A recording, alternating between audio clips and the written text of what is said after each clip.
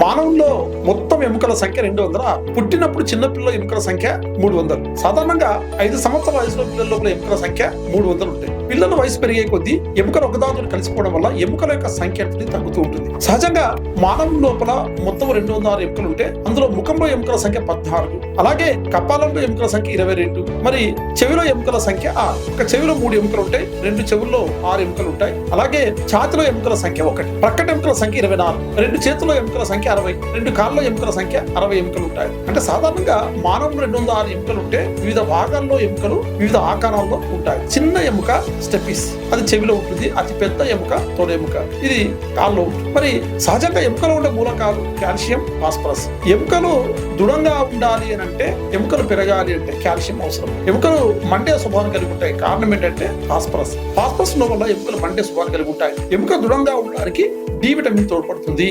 ఇలాంటి వీడియోస్ కోసం ఫాలో కండి. Thank you.